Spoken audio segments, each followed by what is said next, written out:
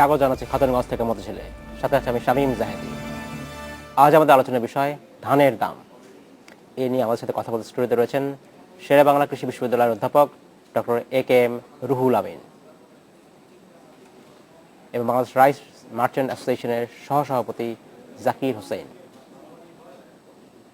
তবে মূল আলোচনা যাওয়ার আগে দেখেন একটি প্রতিবেদন। নওগাঁর পাইকারি বাজারে চালের দাম বাড়তে শুরু করেছে। ধানের দাম বৃদ্ধি পাওয়ায় সব ধরনের চালের দাম প্রতি কেজিতে 2 থেকে 3 টাকা পর্যন্ত বেড়েছে।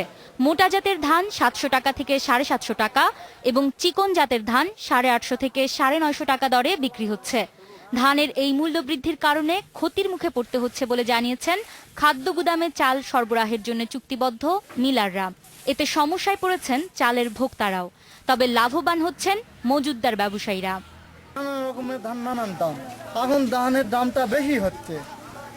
আর যখন যে নতুন অবস্থায় ধানটা উঠছিল সেই সময় দামটা কম পাইছে, এই জন্য কৃষকের মন এখন খারাপ। এই ধান এবং চালের দাম বৃদ্ধি হওয়াতে আপনার মিলাররা প্রচুর পরিমাণে ক্ষতিগ্রস্ত হবে। এখন চুক্তিগত মিলার 29 টাকা রেট হলো চুক্তি করছে, এখন বর্তমানে বাজার 31 টাকা। তবে খাদ্য বিভাগ বলছে দাম বাড়লেও ধান চাল সংগ্রহের লক্ষ্যমাত্রা অর্জনে কোনো সমস্যা হবে না। সিদ্ধ চালের যে লক্ষ্যমাত্রা নির্ধারণ করা হয়েছিল তা প্রায় 75% ক্রয় করা হয়েছে। বাকি যে 25% চাল বাকি আছে, এই নির্ধারিত সময়ের মধ্যেই আমরা আশা করতেছি সমুদায় চাল সংগ্রহ করা সম্ভব হবে। খুচরা বাজারে চালের দাম সহনীয় পর্যায়ে রাখতে সরকার থেকে প্রয়োজনীয় উদ্যোগ নেওয়ার দাবি ক্রেতা ভোক্তাদের। Independent News. দেখলাম প্রতিবেদনটি আমরা। Doctor A K M. রুহুল আমিন, জাকির হোসেন, আপনাকে স্বাগত জানাচ্ছি এই অনুষ্ঠানে। ডক্টর রুহুল আমিন, আপনার কাছে প্রথম প্রশ্ন। আমরা যে প্রতিবেদন দেখলাম সেখানে চালের দাম বৃদ্ধি পাচ্ছে, তো সেই বৃদ্ধি পেলেও লাভবান হচ্ছে না কৃষক। কিন্তু কেন কৃষক লাভবান হচ্ছে না? আসলে কৃষককে যদি লাভবান না করা যায় তাহলে পুরো কৃষি ব্যবস্থায় কি হুমকির সম্মুখীন হতে পারে কিনা? অ্যাকচুয়ালি এটাই বাস্তব। যারা কৃষি উৎপাদন করবে, কৃষি উৎপাদনের সাথে জড়িত, তাদের স্বার্থ আমাদের প্রথম দেখতে হবে। তারা যেন উৎপাদন থেকে দূরে সরে না আসে। তাদের স্বার্থ দেখতে গেলে তাদের যাতে বেনিফিট আসে, সুবিধা পায়, উৎপাদন করে তাদের লাভবান হয়, সেটা আমাদের দেখতে হবে। সেটা দেখতে গেলে যেমন আমরা ধানের কথা যেহেতু আজকে আলোচনায় আসছে, ধানের বিষয়ে গভর্নমেন্ট প্রতি বছর প্রাইস ফিক্সেশন করে দেয়। সেটা দেখা যায় যে সিজনের শেষে দেখা যায় লেট হয়ে যাচ্ছে। কিন্তু ফার্মাররা যারা গরিব, কৃষক গরিব, এদেরকে উৎপাদন শেষেই অর্থাৎ হারভেস্ট করার পরেই তারা ধান বিক্রি করতে চিন্তা করে। ওই সময় যদি গভর্নমেন্ট আর পারচেজিং যে ইউনিটগুলো তারা যদি সক্রিয় না থাকে, না কিনে, তখন কি করে কম দামে তাদের টাকার প্রয়োজনে তারা মিলারদের কাছে বিক্রি করতে চেষ্টা করে। আচ্ছা, তাহলে কি হবে যে মিলাররা তো স্বাভাবিকভাবে সেই সুযোগ নিয়ে একটু কম পয়সায় কিনে, তা ফার্মাররা এখানে একটা লুজার হচ্ছে। দ্বিতীয় হলো যেটা, ওই প্রাইস ফিক্সেশনটা যদি সিজনের প্রথম দিক থেকে করা যায় তাহলে গভর্নমেন্ট হয়তো আগে ভাগে ফসলটা কেনার চিন্তা ভাবনা করবে, কৃষকরা বিক্রি করতে পারবে, গভর্নমেন্ট কিনবে, কৃষকরা বিক্রি করবে। তাহলে হবে কি, ওই যে গভর্নমেন্ট যে নির্ধারিত প্রাইসে করবে। আর আরেকটা বিষয় হলো এখানে যে গভর্নমেন্ট যে সাবসিডিগুলো দিচ্ছে, যেমন আমরা বলি সারের দাম, গভর্নমেন্ট এই গত পরশু দিনে দেখলাম সারের দাম কমিয়েছে, বিদ্যুতের সাশ্রয় দিচ্ছে বা ইত্যাদি ইত্যাদি যে সমস্ত জায়গায় দিচ্ছে, এইগুলি আসলে মনিটরিং হওয়া দরকার। ফার্মাররা সময় মতো ডিউলি সেই সুযোগটা পাচ্ছে কিনা, প্রকৃত কৃষকরাই পাচ্ছে কিনা। ধন্যবাদ জনাব আমিন, আপনার কাছে ফিরে আসবো। জনাব জাকির হোসেন, আপনার কাছে প্রশ্ন যে এই যে এখন দাম বাড়ছে বলছি আমরা, একদিকে ভালো, কিন্তু আমরা একজন ভোক্তা হিসাবে, আমরা ভোক্তা এন্ডে বলা হচ্ছে যে ধানের দাম কেন বাড়ছে, চালের দাম কেন বাড়ছে, কিন্তু বলা হচ্ছে যে লাভবান হচ্ছে মধ্যস্বত্বভোগীরা। জি, কি হবে আপনারা যারা মার্চেন্টস অ্যাসোসিয়েশন মার্চেন্ট যারা আছেন, তারা কি লাভবান হচ্ছেন একেবারেই? না, দেখেন আমাদের কিন্তু কমিশনের বিজনেস। আমরা প্রতি বস্তায় প্রতি কেজি অনুযায়ী কমিশন বেস বিজনেস। এক বস্তা বিক্রি করলে 25 টাকা একটা আপনার আড়তদার কমিশন পাবে। যারা মিলার তারা আমাদের পর্যন্ত পৌঁছায়, আমরা চাউলটা বিক্রি করে দেই আপনার ভোক্তাদের কাছে। ভোক্তারা এখন খোলা বাজারে নিয়ে, যারা ধরেন খোলা বাজারে চাউলটা, আপনি যদি আমাদের পুরো সাপ্লাই চেইনটা বলতেন, কিভাবে একদম কৃষকের কাছ থেকে ধান চালটা কোথায় যায়? কৃষকের কাছ থেকে মিলার অথবা গভর্নমেন্ট যদি গভর্নমেন্ট যেটা বলে যে সার্কুলারটা দেয় যে আমরা এত 1000 টন চাল কিনবো বা এত লাখ মেট্রিক টন চাল কিনবো, সেটা যদি গভর্নমেন্ট পুরোটা নিয়ে নেয় তাহলে ধরেন মধ্যস্বত্বভোগীর সংখ্যা কমে যাবে। রাইট। যদি গভর্নমেন্ট যেমন এর আগের সিজনে গভর্নমেন্ট পুরা যেটা সার্কুলার দিছে সেই চাউলটা নেয় নেই, যার কারণে যারা কৃষক আছেন তারা চালটা বিক্রি করতে বাধ্য হয়েছেন কম দামে। কারণ গভর্নমেন্টের আপনার টার্গেট ছিল 15 লাখ মেট্রিক টন, সেটা তারা ইম্পোর্ট করে ফেলছে, আমদানি করে ফেলছে বাজার নিয়ন্ত্রণ করার জন্য। বাজার নিয়ন্ত্রণ করতে গিয়ে যেটা হয়েছে যে কৃষকরা তাদের সঠিক দাম না পেয়ে তারা বড় করে কষ্ট করে টাকা বিভিন্ন ফান্ড থেকে টাকা নিয়ে এসে এখানে উৎপাদন করে, তো তাদের তো একটা সহ্যের সীমা আছে। তো গভর্নমেন্ট প্রথম সিজনের প্রথম যখন নতুন ধান উঠে তখন যদি রেট প্রাইস নির্ধারণ করে দিয়ে যদি আমরা যেটা বলছিলাম যে কৃষকের কাছ থেকে ধানটা হচ্ছে সরকার অথবা মিলারদের কাছে, মিলার এখন যখন সরকার না এরপর আপনারা কখন পাচ্ছেন এটা? মিলাররা যখন আমাদেরকে দেয় আমরা হয় মাঝখানে কোনো ব্যাপারী থাকে বা যারা মাঝখানে মধ্যস্বত্বভোগী যারা আছে তারা এই পর্যন্ত নিয়ে আসে মার্কেট পর্যন্ত, আড়তদারদের পর্যন্ত, অথবা আড়তদাররা এখন ডিরেক্ট ম্যাক্সিমামই ডিরেক্ট পারচেজ করে, ডিরেক্ট কেনে, মিলারদের কাছ থেকে ডিরেক্ট কেনে। আচ্ছা, তো কিনে তারা তাদের আড়তে নিয়ে আসে বা গুদামে নিয়ে আসে, তখন এখান থেকে ভোক্তারা বস্তা হিসাবে কিনে নিয়ে যায় প্রতি বস্তা কেজি অনুযায়ী। আচ্ছা, ধন্যবাদ জনাব হোসেন, আমি আপনার কাছে ফিরে আসবো। জনাব আমিন, আপনার কাছে প্রশ্ন যে ধানের যে দাম এখন যেটা বিক্রি হচ্ছে, বলা হচ্ছে যে 200 থেকে 250 টাকা মন যে ধান, এটা কি আপনার মনে হয় যে কৃষক যেটা এই দামে কৃষকের উৎপাদন খরচ যথেষ্টভাবে মিটছে? এখানে তো 200-250 টাকা তো খুবই কম দাম, যেটা একজন কৃষকের মানে তার যে নিজে যে কষ্ট করে তার যে একটা সারা বছর সেখান থেকে তার এই দামটা আমরা বলছি একদম মাঠ পর্যায়ে দামের কথা বলছি। হ্যাঁ, খুবই কম দাম, আরো অনেক বেশি হওয়া দরকারের থেকে। কিন্তু এই কত বেশি হওয়া উচিত, কিভাবে হওয়া উচিত, এবং প্রতি বছর এটা কি এই ধরনের দাম কে ঠিক করবে, কে দায়িত্ব নেবে? এটা গভর্নমেন্ট তার একটা প্রাইস ফিক্সেশন একটা কৃষি মন্ত্রণালয়ের একটা সেল আছে, এটা করে। কিন্তু আমি মনে করি যে এখানে ফার্মারদের সরাসরি পার্টিসিপেশন থাকা দরকার। একটা সিজন আসার আগেই তার একটা ফার্মারের পার ইউনিট এরিয়ায় কতটুকু খরচ হবে, তার ইলেকট্রিসিটি বলেন, ফার্টিলাইজার বলেন, ইনসেকটিসাইড বলেন, সিড বলেন, তার লেবার বলেন ইত্যাদি মিলে তার একটা ক্যালকুলেট করে তার সাথে ফার্মারের একটা মার্জিন রেখে এই প্রাইসটা ফার্মারদের উপস্থিতিতে করা উচিত।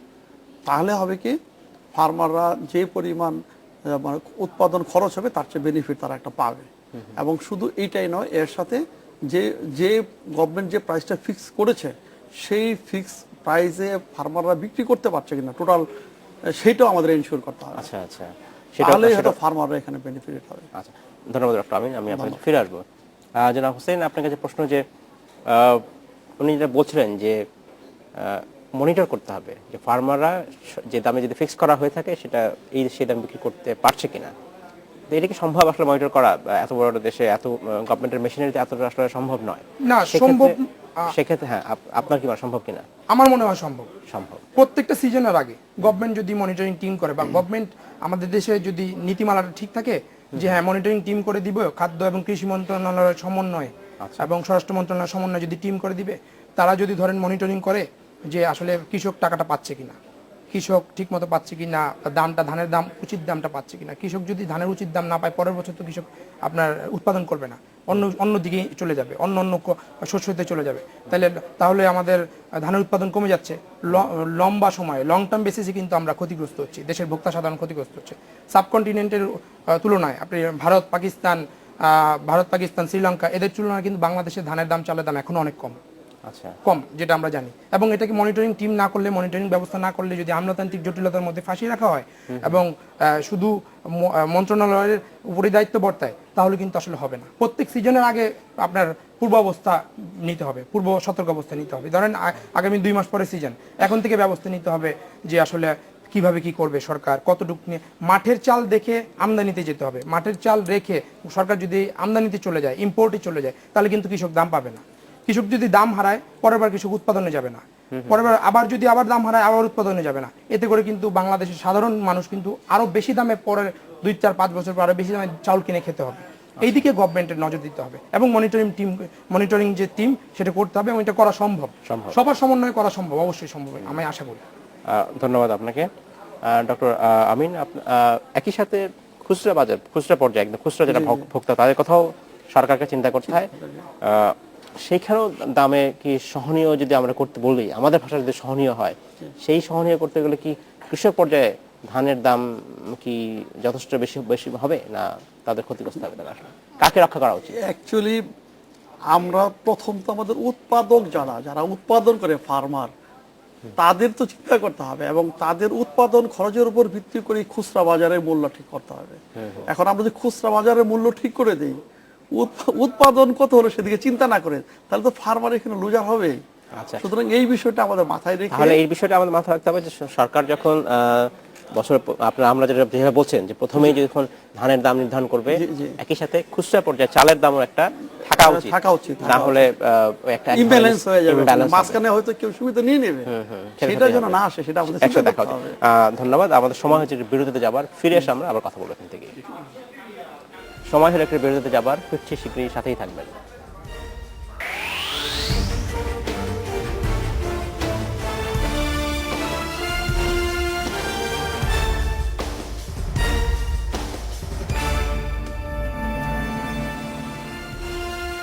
স্বাগত আরেকবার খাতুনগঞ্জ থেকে মৎছিলে।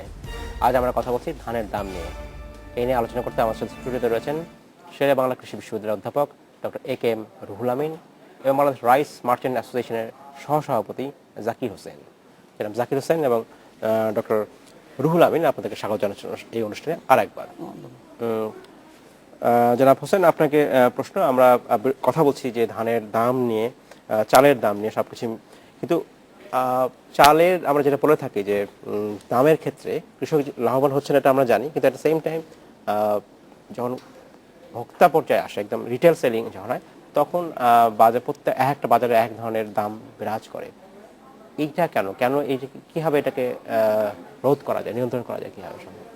বিষয়টা হচ্ছে যারা পাইকারি বিক্রি করে তাদের কিন্তু লাভের পরিমাণ কম, তারা কমিশনে বিক্রি করে। পাইকারি বাজার থেকে যারা নিয়ে, আড়তদারদের কাছ থেকে যারা নিয়ে মুদি দোকান বা অন্যান্য বাজারে যারা মধ্যবিত্ত লোকজন যেখান থেকে কিনে খায়, খুচরা বিক্রি যেখানে হচ্ছে, খুচরা বিক্রি 1-2 কেজি 5 কেজি যেখানে বিক্রি হয়, সেখানে কিন্তু কোনো বার নাই, সেখানে কিন্তু কোনো ধরনের কোনো নিয়ন্ত্রণ কারণ নাই।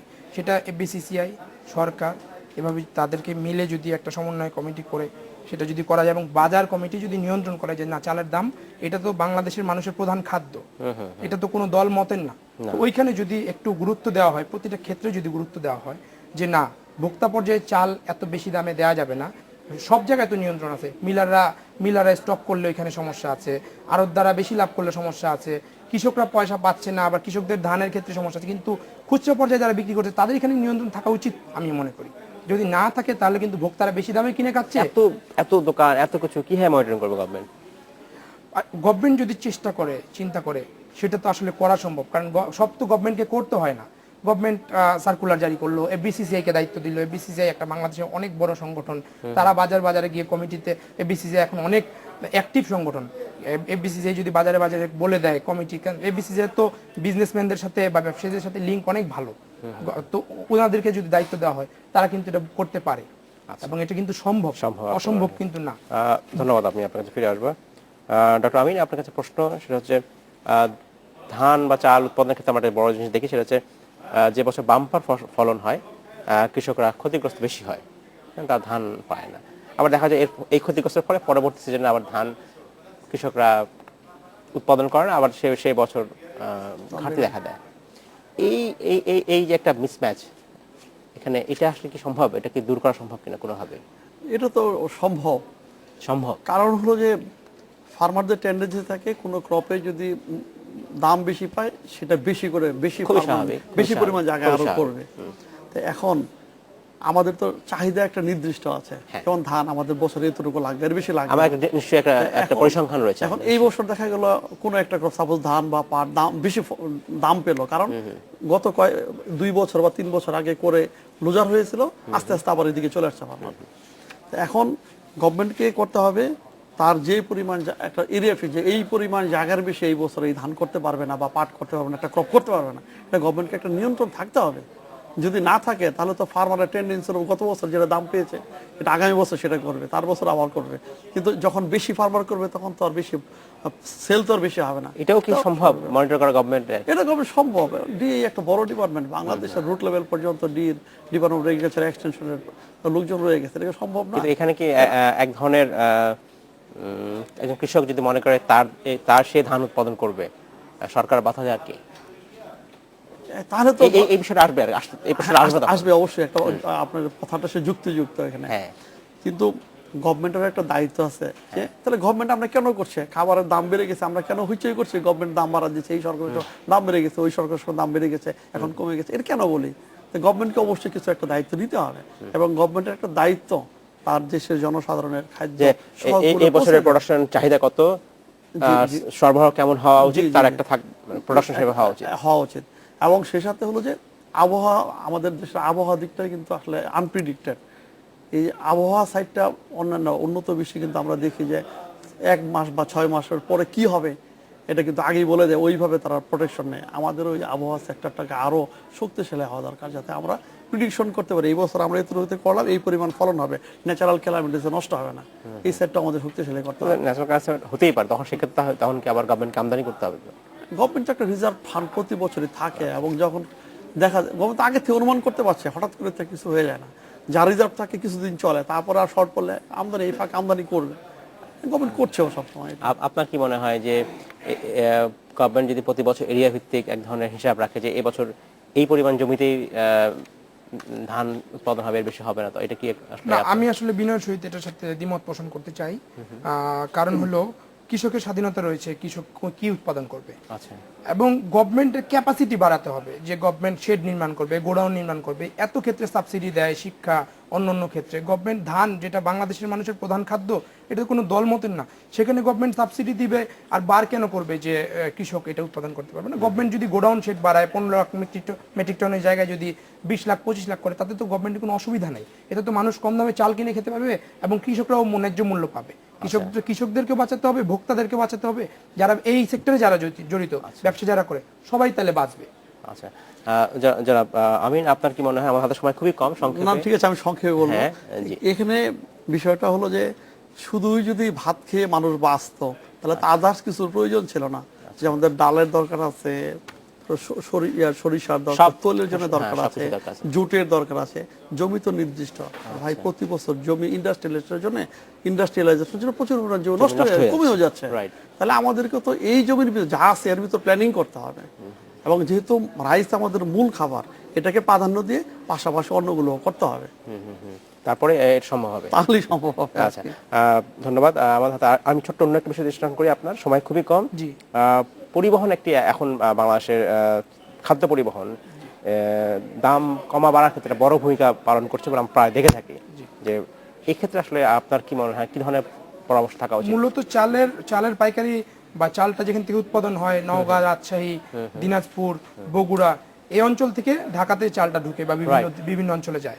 তো সেখানে ট্রাকের জন্য যদি একটা নিরাপত্তা ব্যবস্থা, ল্যান্ডিং স্টেশন, ট্রাক ড্রাইভারদের খাওয়ার জন্য ব্যবস্থা, বিভিন্ন জায়গায় যেমন যেখানে তারা স্টেশন নেয় সেখানে ব্যবস্থা, এবং পুলিশিং ঝামেলা যদি না হয়, এখানে যদি সরকার গুরুত্ব দেয় যে রাইস সেক্টর বা খাদ্যের ব্যাপারে যদি গুরুত্ব দেয়, তাহলে মনে হয় অ্যাটলিস্ট খুচরা বাজারে দামের একটা নিয়ন্ত্রণ সুবিধা পড়বে। এতে করে আপনার কমবে। ধন্যবাদ জনাব জাকির হোসেন, ধন্যবাদ ডক্টর আমিন, আপনাকে এই অনুষ্ঠানে আসার জন্য। আপনাকেও ধন্যবাদ। সময় সর্বদা আজকে এখানে শেষ করতে হচ্ছে। ধন্যবাদ। এই ছিল আজকের মতো খাতুনগঞ্জ থেকে মতো ছেলে, আমার সাথেই থাকবেন, দেখা হবে আবার।